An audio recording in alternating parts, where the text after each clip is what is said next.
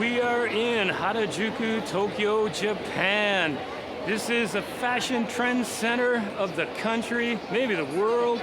It's a youth cultural hub, and man, you can see some subcultures here that just blow your mind. Now, it's winter break, it's Friday afternoon. You don't kind of see what you normally see on a Saturday or Sunday with people in their cosplay and different kinds of expressions of their identity.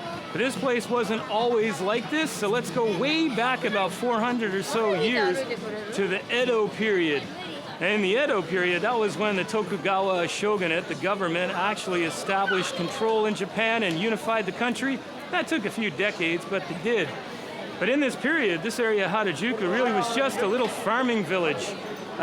Didn't really produce very good land.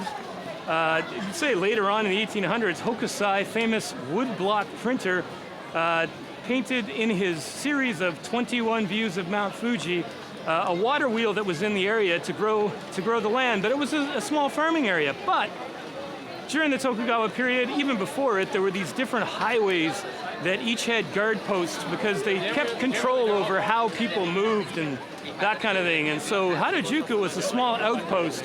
What's interesting is the people at the outpost were Iga ninjas. Iga was a school, a ninja school in what's today Mie Prefecture, a couple hours on the bullet train south of here. Good for, good as spies and assassins. So the Tokugawa government had them at this little outpost. Fast forward, 1868, you have the Meiji Restoration where, that guy's really tall. The Meiji Restoration where the government was under pressure from Western governments to open up and start trading.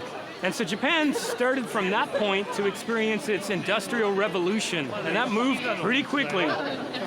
Now, it was still a small little village area, that kind of thing. Not really super important, but in 1906, or around that time, Harajuku Station was opened on what was the old Shinagawa line, today the Yamanote line. But people still didn't come. In 1919 to the early 1920s, Meiji Shrine was commissioned. What's in behind us here at Yoyogi Park, a shrine dedicated to the Meiji Emperor. And so, at that point, people started to come, but it still wasn't like a youth hub kind of thing that you see today. 1945, World War II in Asia ends, and the American government occupies Japan. And in behind us, where Yoyogi Park is, that's where they created what was called Washington Heights, the housing for American military personnel and their families. And so, of course, people, were starving. People didn't have a lot of money. You saw a lot of shops opening up that catered to, basically, comparatively, the cashed up people with money, American service people and their families. So you started seeing little shops open up for them. This is the first real internationalization, or at least international district of Japan here in Harajuku. Now, if you move to the 1970s, where Japan experienced an economic boom, then you saw like other, young people coming here, like La Forêt is a fashion house that opened up here. And people started to come. And you saw fashion designers and photographers and models come and hang out at the cafes and restaurants that were opening up. And then after that, in the 1980s, an influential fashion magazine called Fruits started posting photos, publishing photos of people in their cosplay and their expression of self-identity. So here you didn't see really a rebellious youth culture, you saw a youth expression of identity culture. And then the place really started to boom, and then more Western companies started coming in. They saw that, hey, we can make money here, opening up shop and things like that. And so that's when you saw that youth subculture really start to grow. I think they were the takekono or takenoko zuka meaning tribe. Young people in bright colors, baggy clothes and dancing, sometimes bands that were hanging out here.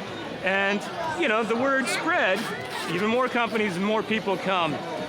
Interesting side note, in the area here, there's another, what used to be an alley called Cat Street. The name, maybe it comes from the stray cats that were there.